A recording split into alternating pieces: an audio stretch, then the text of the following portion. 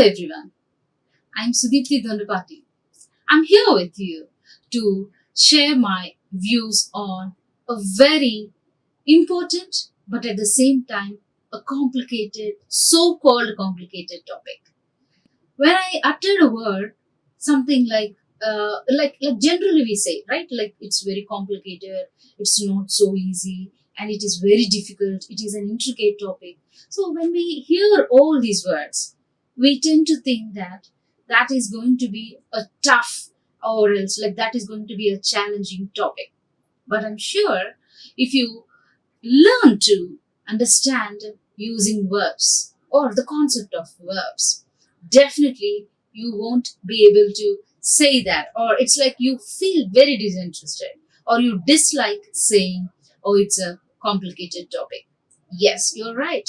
I'm talking about this topic, verbs. So when I say in the English language, it's a highly complicated or it's a very tricky or it's a very challenging, that means like everybody gets to know that. Everybody knows that it is going to be the topic called verbs. So now you're with me here to talk and understand the concept of verbs. So there is an easy way of learning verbs. So there is always a method for any kind of tough problems, so that you have to understand its origins or fundamentals. Only then you'll be able to take the topic so easily and so helpfully. So for that reason, I'm here today to help you. An easy way of learning verbs. Part 1. Right. So verbs or a verb is present everywhere. Is everywhere. So whatever you do and whatever you hear, whatever you do, whatever you listen or whatever you speak, whatever you understand, whatever is your problem. So there is always an action going or going to be succeeded after your thought. So in the first place, what you do is you think of the topic. You think of the thought, like you have that sort of, you nurture a sort of thought in your mind. And then what will you do it? So automatically you will activate that thought in your actions, in your deeds. So then what is that you really want to name? That's nothing but an action or a verb. So a verb is something that you try to put into action or that you try to follow that indeed in action. So that is called something verb.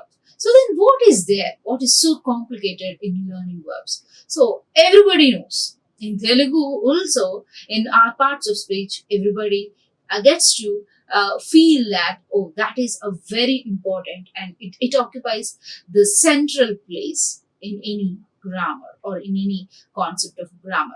In the same way, in the English language too, this verbs or a verb is the same. So it does occupy an important place. So it is a pivotal concept altogether in the English language. So a majority of language pieces or language chunks or a majority of language, amount of language is solely depend or it is much occupied by this concept grammar. Yes, it doesn't mean that or it doesn't underestimate other parts of grammar or other concepts of grammar. So, but then it has its own value. It is very unique. It has its own significance in its functionality and in its implementation. Right. Now, I want you to understand the definition first. Why is the definition so important for you? Why is it so important? Why do you have to understand it? You have to understand it because every action, every state of mind, every event or everything is something is denoted or is considered to be an action. So otherwise call it as a verb. So it's a verb basically. Verb is a word or a phrase. So it indicates or something that is indicating all these three states. So what are those three states? Action, event, and state. Action, event, and state. So what is this action? What is the state? What is the event? So now, before I go to the example that I have put up about this action and the examples, the rest of the examples I put up on the slide, I would like you to understand the word itself. So take the word solely and try to see it. Action is something that which you perform, right? Which you perform. So there you've got a big clue to understand this verb concept. So that means 50% of knowledge is already acquired when you understand these three words. Why? Verb revolves around these three words surround this concept, this verb. Why? Verb always is bothered of action. It's always into action. Always it is implemented or it is in some state or mood. So that is something called a state of the verb, state of any situation. And the third one is any event that occurs, any event that takes place is nothing but event. So in the example, in the sentence, for example, she teaches us English. So she teaches us English in the sense. There, the teacher is performing an action. So she's performing some work or she's doing some work. She has to do some work or she's doing something. So there, what she's doing, she's working, she's acting. So that is called action, right? Next one is state. He is in poor health. When I say he is in poor health, what I mean to say is like we are talking or I'm talking about the state or condition of his health. So state, otherwise known as condition, talks about his existing current position. Here especially in terms of his health. So his health is in a very poor condition. So that is a state or condition or the context of that particular case. So that is something called verb. It can be understood in terms of action, in terms of state, in terms of event. So that is the reason I have asked, or I am like the English language users are full support when they say that these three aspects will revolve or will are so much interdependent and they're so much inseparable from each other. That's why they exist, they coexist whenever there is some action or there is some event or when there is some state that's being happened there in any parts of the world. So you have to understand verb. Please do take away all the or whatever fears you have in your mind when you think of the topic verbs. Verbs. So many times my students ask me, "Oh, what is, ma'am? We are so much worried about verbs." So I'm highly confused about this concept. There's nothing as such. If you understand this word or any particular word in its context, with its meaning, with its context, with its action or performance, that's all. You are able to understand the entire concept. So as we journey through this topic, you'll be able to understand how easy it is or how much easy it is. And such a notion that it is very difficult is very fake. It's not at all a difficult or a complicated concept. Right. The third sentence here we have is like the accident happened at night. The accident happened at night in the sense that means an event has taken place. So some situation happened. So something has occurred. So that kind of occurrence or situation is something called an event. So action, state, and event are very important. Next, the verb is very important in a sentence. So you write, you take, you remove any sentence. It is compulsory that you find at least one word, and that will be a verb. So in parts of speech, along with adjectives, along with prepositions, along with conjunctions, along with articles, along with interjections, along with any other, in addition to all, alongside this concept is very much exist. So is very much present. So this is highly obligatory and highly compulsory. So it is something that you cannot do away with, right? So now let me give you a few more examples. When I say stop, please don't go. Stop. So what I'm trying to say is, I'm asking you to stop. Therefore, you are performing some action. So stop in the sense like this, like something has been stopped and there's no movement and your action has come to a halt point. So what's happening there is you are no more performing any action. So stop. So there is some verb and action that has happened. And the secondarily, they left. The example that's there on the screen, they left. So it's an action again. So anything like they sang. So any kind of action. They ate. Any kind of action. So they eat together or they ate together. So they sing, they sleep, they enjoy the food that they are sharing. So any kind of action can be considered a verb. Next, the stock markets fell. So the major predominant markets fell. So it's an action, completed action. So any kind of action has to be understood as a verb. Now, you have to realize that again in verb, there is a verb or also a verb phrase. So in both contexts, you can find some subtle differences, right? So a verb along with elements, a verb along with elements indicating the tense constitutes a verb phrase. So what do I say here? A verb along with its element constitutes a verb phrase. So a verb can contain a verb phrase. So and that could be a single word. It's not a double word. It could be a single word and that can be understood as a and verb phrase can be, and they are not entirely two different concepts, but they all together can be understood in one single sentence. See now, a sentence like George plays chess in the evening. Generally, this is a habitual, ongoing, and everyday action here. So George plays chess in the evening. So what's happening here is, in the sense like you see a verb phrase may not or may have more than one word here. And generally it is one word, but it may go beyond that.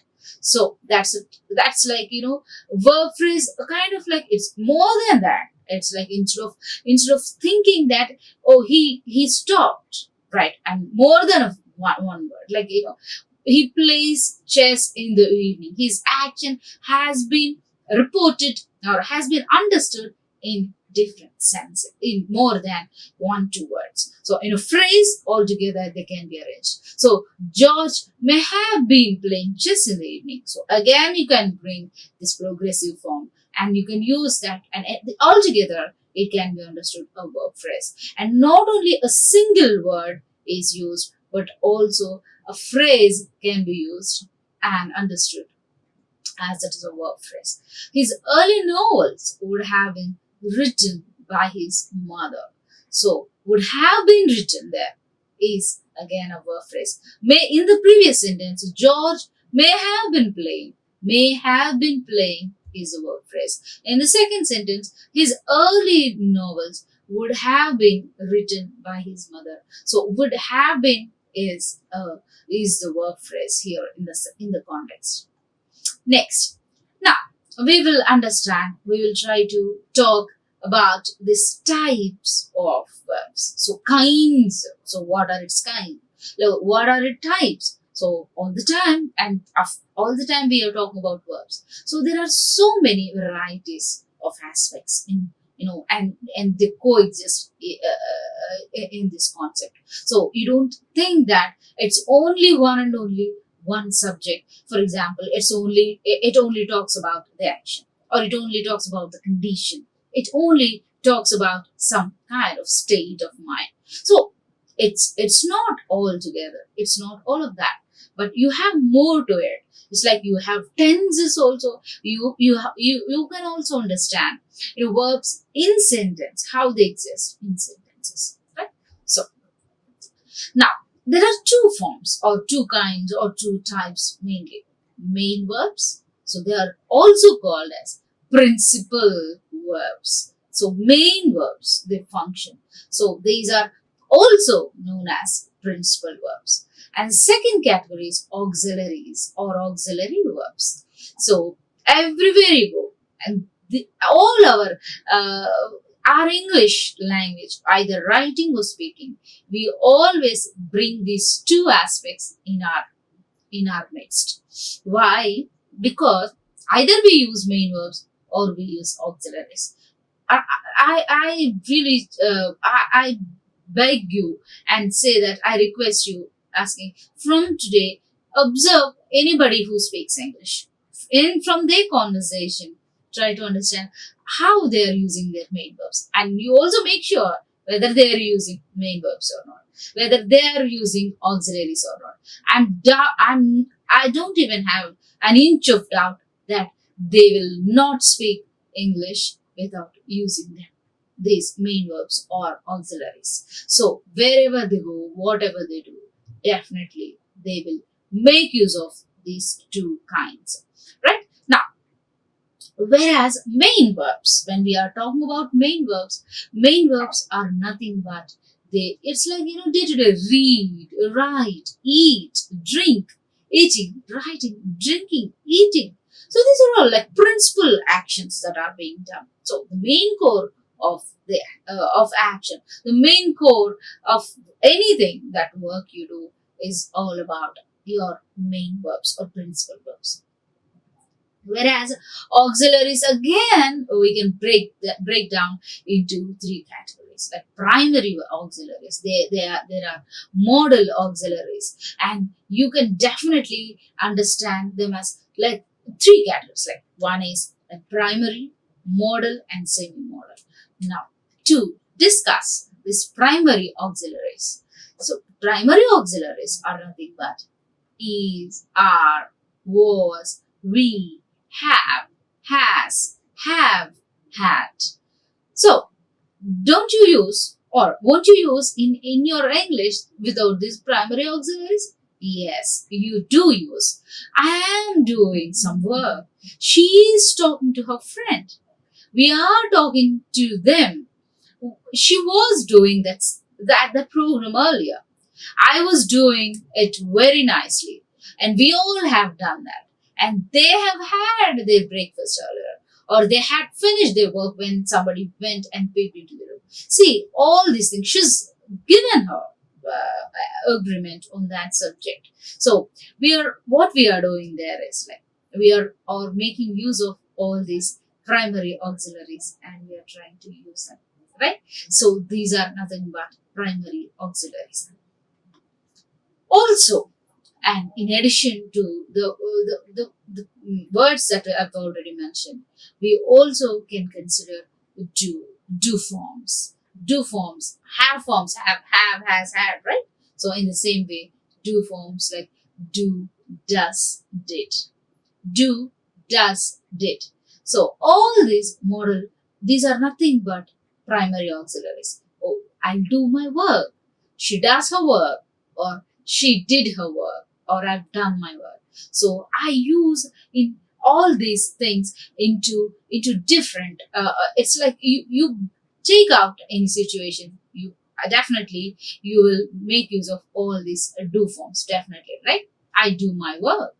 You do your work. I did my work yesterday.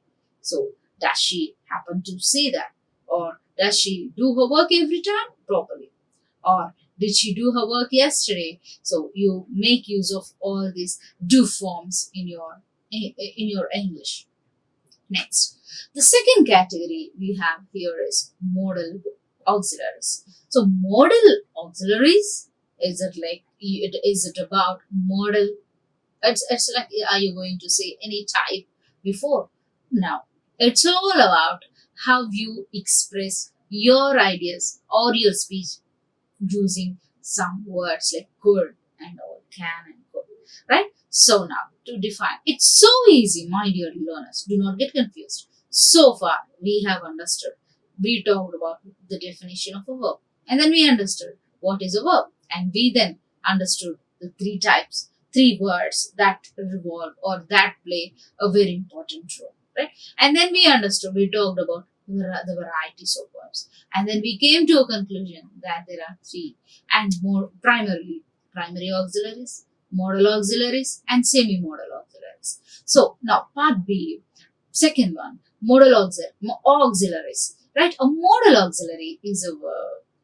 It's a verb primarily used with another verb to express an idea such as possibility, which is not expressed by the main verb of the sentence. So now, come with me to understand this. So it is a verb basically, okay, to express an idea, something which could be possible. So this ray of possibility is which is not expressed by the main verb. What is the main verb there? We understood that main verbs are nothing but reading, doing, or everyday general actions. But whereas here in modal auxiliaries, you are not going to use these principal verbs, but instead you are going to use these modal verbs such as could, can, may, might, all that. So, example, he could come tomorrow. He could come tomorrow. So, this is could acts as a modal verb. Modal verb. So, to speak this in detail, can also is possible. Can, could, may, might, will, would, shall, should, must, ought, to. So, can or could not only exist in tense form but also related to any possibility. So, when you use this could, you are not only talking about its past form but also you are talking about its possibility, my dear viewers. So, we are talking about whether it happens or not, whether is there a chance for that to happen, possibly happen or not. So, not only that, you have to understand, you are not talking about the ability alone. You are also talking about the possibility. So, ability and possibility both are possible here in the context, right? Next, third one is semi-modal. So, third category is semi-modal or marginal auxiliaries. So, what are these semi-marginal, modal or marginal auxiliaries? So, they are like, it's like, you need to, he dares to, he used to. So, these are like semi kind of, modal marginal auxiliaries. He needs to do that. I dare to do, call her. Okay, and we got used to doing something. See, these words can be understood in any way.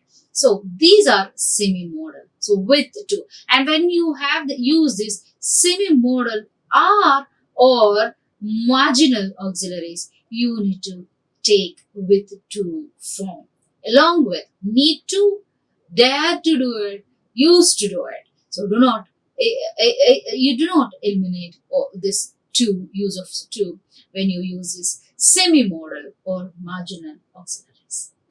Next, now talking about English verbs. You know that English verbs are generally or broadly classified into two.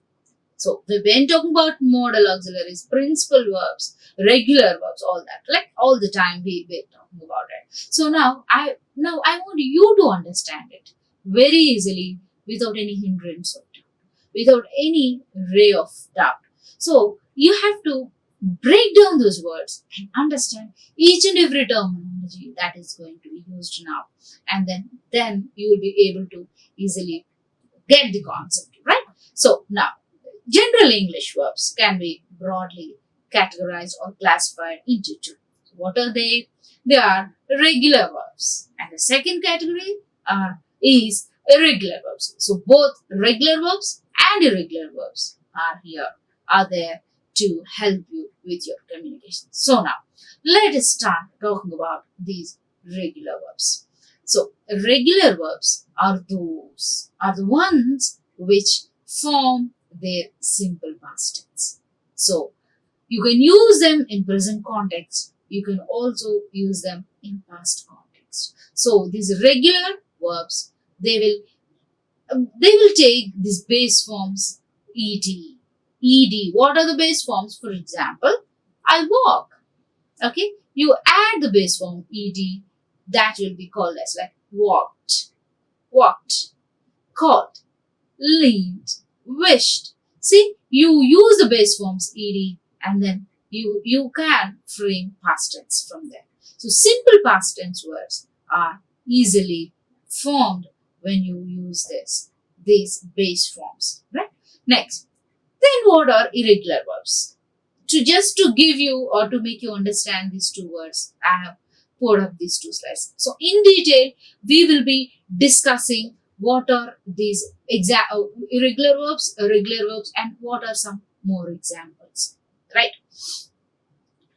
Irregular verbs are those that form their simple past tense and past participle forms by other means. So in the previous line or aspect we saw, these are formed by adding past participle forms, and simple past tense forms are formed by using the pair words ed, right? But here in the irregular forms, verbs, these are not formed by the same base word ed, but they are formed by other means, like there is a vowel change. Now, all verbs other than auxiliaries are called main verbs. So other than auxiliaries, could, may, they're all main verbs like read, write, eat, and drink. So that is why we can categorize that into the same thing, regular and irregular. Now, to give you more examples so that we have discussed this regular verbs and irregular verbs. So now let me help you with some more example. Let me help the point that I have mentioned with supported with some more examples. So what are they? Simple past and past participle of irregular verbs are formed by adding d or it, ed, to the bare infinitive. So the simple past, so these are all regular verbs, my dear students. These are all regular verbs. What are these? And these regular verbs like live, action, right? That we have already discussed. Eat, drink, do some work. So you add this ed or d to the bare infinitive. So what is this bare infinitive? So live, right? Simple present. For example, there's a word like live, bare infinitive. Add ed to the bare infinitive. Bare infinitive is without any inflected forms or without any inflections, without any infinitives added, that is a d or ed. So this is a bare infinitive. And you add ed, then you form their simple past and past participle. So she lived there. Live plus d, it is lived, right? Next, love, and you can form simple past from simple past tense if you add ed to the bare infinitive. Next, call, this is a bare infinitive, and you can definitely add ed and you can form called. See, called. Next, the bare infinitive again is pray, and you add ed, then definitely you can say prayed, right? Prayed. So you form several simple verbs, simple past tense verbs like this, if you can add these inflections to the regular verbs to form simple past tense or simple past participle forms, right? This is so easy, my dear students. So where is the problem?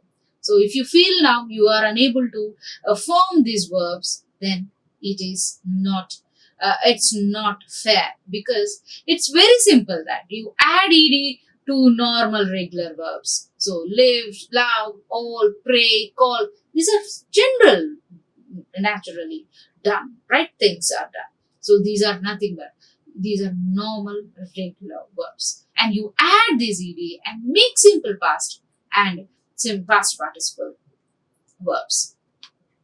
Now let me talk to you about these irregular verbs. So now we've discussed regular verbs, and now come with me to think about these irregular verbs. So what are these irregular verbs? So these are nothing but again the same base infinitives are not added to the bare words. And these are formed by some other ways. So they are not. So now let me tell you that.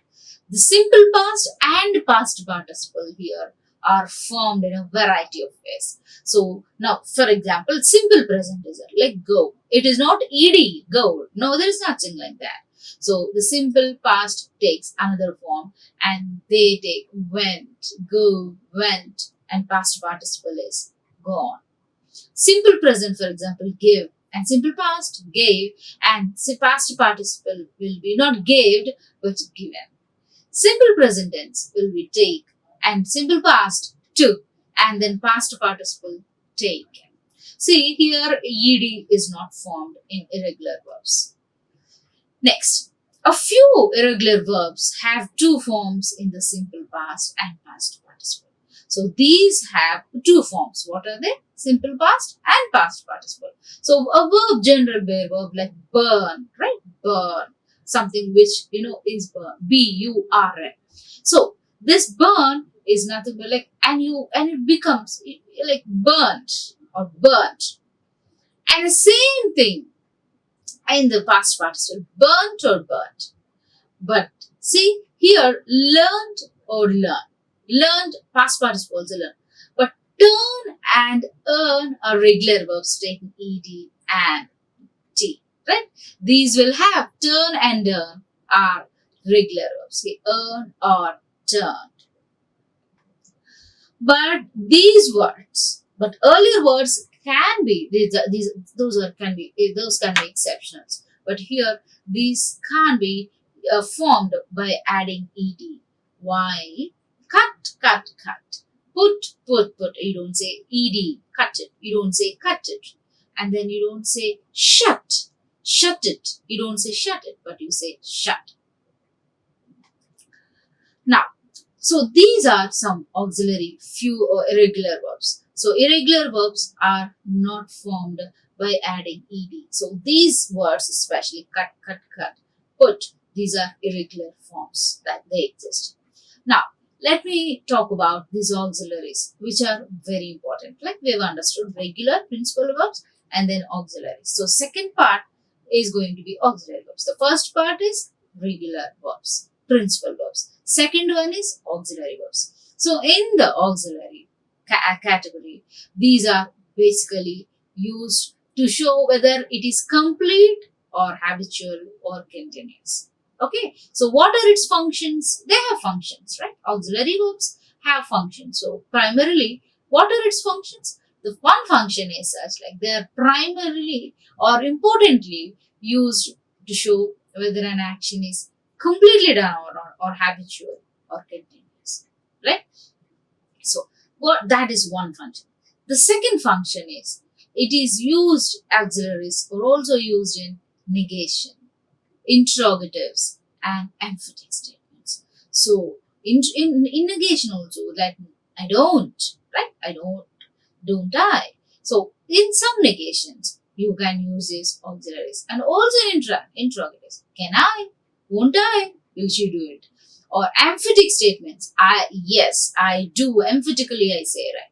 So these auxiliaries are used in these situations, either in interrogatives, in negation, and in emphatic statements. So generally they're helpful to give short answers instead of producing tedious, monotonous, lengthy sentences. Example, do you like fish? So if there is a question like, do you like fish? Yes, I do. No, I don't. Or either of these is possible. So they are used generally, these auxiliary. Yes, I do. I do is an auxiliary here. I don't is also an auxiliary, right? An auxiliary verb allows the rest of the clause to be deleted. So how is it possible? So how is it that it is okay to delete the rest of the sentence? Let me give you an example. See it on the screen. Can you help me lift this box? Can you help me lift this box? So if that is a question, so how can you delete the entire? See here, yes, I can. You don't have to say yes, I can help you lift this box. You don't have to say, yes, I'll help you lift this box. Because it is already understood, yes, I can. So, can you do that? Yes, I can. So, the meaning is very clear. The meaning is easily understood. Yes, I can perform that. So, that is the sentence. So, you don't have to repeat again, right? So, these auxiliaries are helpful in framing up questions also. So, now in question tags also, these auxiliaries are very much in use. So, now a question tag is a very important concept. So, you go anywhere, you meet anyone. So, there is always a question that exists in the form of a tag. Right, so that is why it is also called a tail question. Why? There is always a tail like thing. In what way? Not in physical sense. Like there is a question behind again. See, the structure of question tag is auxiliary and subject. So auxiliary should be there. Like what are auxiliaries? Is, are, right? And there should be a subject or a pronoun like isn't she, isn't he, isn't she.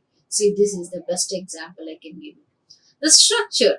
Now, what is a structure like? Structure like statement and a question tag. Now, so the question tags have this statement like, so that is what like statement is given and also a question. So for you to understand how these question tags are understood, let me give you one statement and one question tag. So that is Jessie is tall. Jessie is tall. So if you have to question, use it in the form of a question. You can say, she is tall, right? Jessie is tall. So you have to frame in such a way that, isn't she? So just to reverse the order. Jessie, instead of using the same noun, Jessie, you can just eliminate and take up she is, right? Is not she. Is, and you replace this noun with a pronoun. You use this auxiliary is and make it a negation. And isn't it? Is it? Isn't it? And use the noun, replace this noun with a pronoun. Isn't he? Or isn't she? So you can form a question tag. So easy, right? Next, second example. You can't go for the show now. You can't go for the show now. That's so simple it is. So what is your answer? Can you? Can you? See, the same person who is asking the other person, you can't go for the show now. So when I say that, and the same person I am asking, can you? Right? So can you is a modal auxiliary that is used here. Next, a question tag always begins with an auxiliary used in the statement. A question tag always begins with an auxiliary. See, for example, it's hot. It's hot today. So what should be your question tag? It is hot. That means you negate it. Isn't it? Right? Isn't it? It's hot today. Isn't it? So you just write the reverse of that. She isn't tall. So if that is already in negation, is not, then reverse the order. Is she? She will not come. Okay, she will not come. Won't she? Will she? See this so easily. With I am the question tag, for example, with I am, you whenever you use. Are not I. So immediately the reverse of it. Can't I do this? Can't I do this? I can't do this work. I can't do this work. Can't I do this? If that is a sense. Can't I do this? I cannot do this. It's just an expansion of it. Can I? So again the reverse of it. So if there is can I, just reverse the order. You can do that, right? So see another question tags with aren't, with are not. So I am innocent. I am innocent. Reverse the order. Aren't I? I am innocent. So reverse the order. Aren't I? It's not am not I. Here the structure is different. So earlier you said she is tall, isn't she? But here I am good. Aren't I? Amount I is not acceptable in English.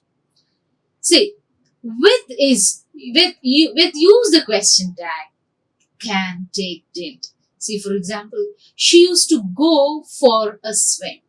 She used to go for a swim, right? She used to do something. So in the past tense, it's always it's already in the past. So now you, how do you say? Will she? No. Won't she? No.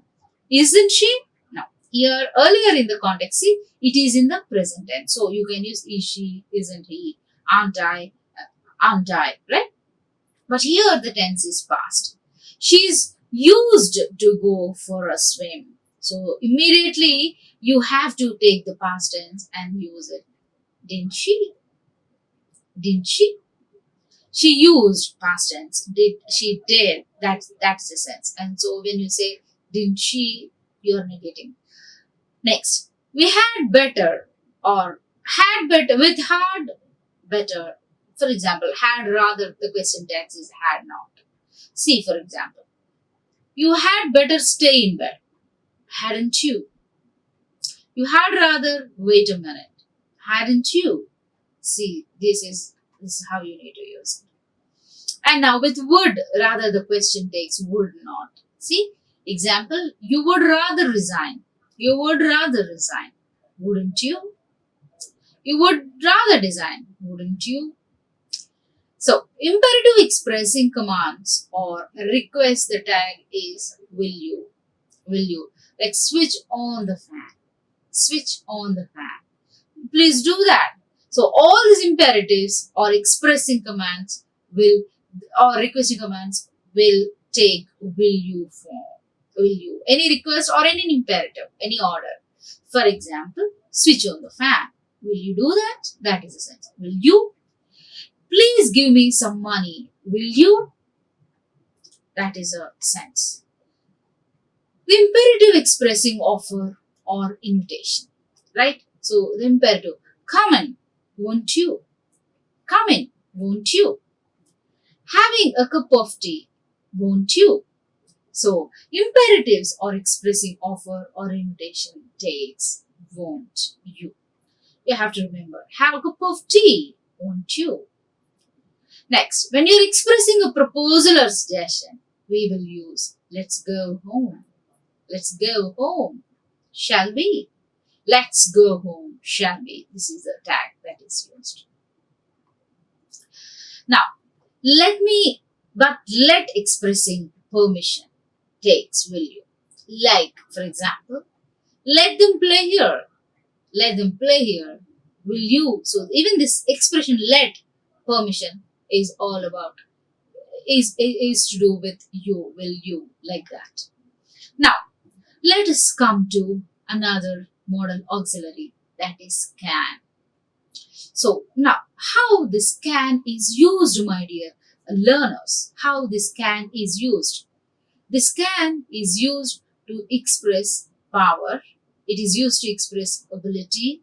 It is used to express capacity to do something. So it is used to express power. It is used to express ability. It is used to express capacity to do something. So generally, it is all about ability. Like when you talk about capacity to do something. Next, the district collector can ban the sale of this drug. The district collector can ban the sale of this drug. So here he's talking about the power. Okay. So can and able. So how you are going to, like, it is an alternative. Can and able to. He can do that or he will be able to do it. Either of this can be used. And of either she's able to do it or I won't be able to do it. So but you don't say she cannot be. I can be able to. You don't generally. I can do it or I'm able to do that. So any of the form can be used. But generally can is more casual. Next. She can run fast. So example is she can run fast.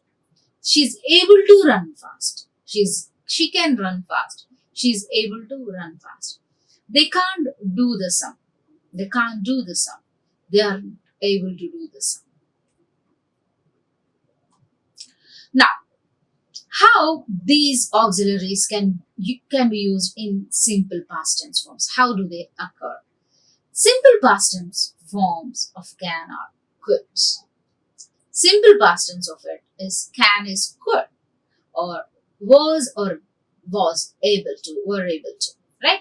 Now could is used to express your past ability and not fulfillment or performance of an action. Could is used to express a past ability only here in the past tense, but not about your fulfillment or performance of action. Right? Were or was able to here is used instead to express a past ability or past fulfillment or performance of action. Example,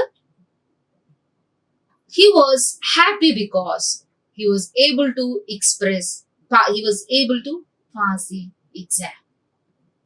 He was happy because he was able to pass the exam. That is a verb. Was able to pass the exam means here the sense is he passed the exam. Now, example 1. First sentence. Jane was able to pass the examination. Jane was able to pass the examination. See the meaning, how make the meaning changes here. She was able to pass the examination means she passed the examination. In second sentence, Jane could pass the examination easily, but she didn't think it necessary. That means she had the capacity, ability to pass, but she didn't take the exam. See, she was able to means that she passed it. She could means that it is talking about the ability. Next. Now, what are the indications of can? So that means like what are some indicators of can? So what is it talking about? So what is meaning that is conveyed there? Can is often used to indicate a permission or possibility.